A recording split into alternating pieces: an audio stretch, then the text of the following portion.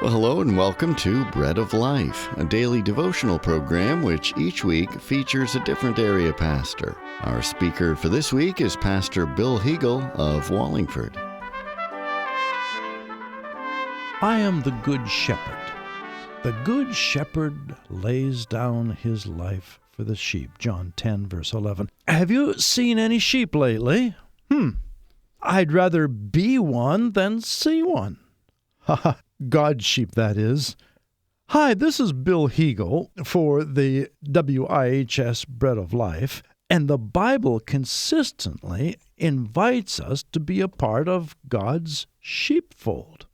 Well, of course, there's Psalm 23 that says that declares that the Lord is my shepherd, and because he is, I shall not be in want. And then there is Psalm 100, which announces, know that the Lord is God. It is he who made us. We are his people, the sheep of his pasture.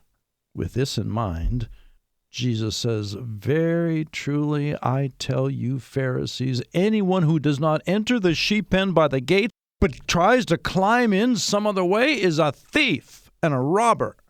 The one who enters by the gate is the shepherd of the sheep. And when the Pharisees didn't quite get it, Jesus was very clear.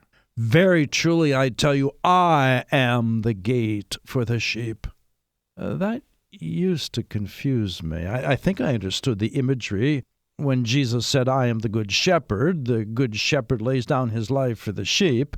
I understood that Jesus was willing to do anything and everything for our spiritual welfare, including laying down his life, dying for our sins on a cross. But what did it mean for Jesus to say, I am like the door or the gate to the sheepfold?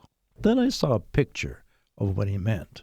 In the days of Jesus in Palestine, the shepherds had to lead their sheep farther and farther into the hillside just to find sheep, just to find green grass, as the hot, dry days of summer dragged on. It didn't rain in the summer, and no rain, no grass. Okay, the shepherds were willing to do that. They were willing to take their sheep far out into the hillside, but how do you protect them from the wild animals at night? Well, one of the answers was found in building a sheep pen with some stones, one of the very many stones found on those dry mountains. The sheep pen, the sheepfold, was made of 4 walls, or sometimes it was made in a circular shape. The walls were about 6 feet high, with no roof, and with a small opening in the side where the sheep could enter. Roofs were not needed. It didn't rain. And the small opening was just big enough for the sheep to squeeze through. Once the sheep were inside, and the shepherd could easily count them as they entered, he would sit down or lie down in the front of the door. Nothing could come in and nothing could go out without them stepping on his body. If a noise was heard outside, the shepherd would stand up in the opening and block the entranceway with his body. Nothing was coming in or going out through him. He would step aside if another shepherd needed to enter for the night for the protection. But if a wild animal or a thief tried to enter, that enemy would have to do battle with this shepherd. He would enter only over this shepherd's dead body. He would lay down his life for the sheep. The shepherd became the gate, the door of the sheepfold. That's Jesus.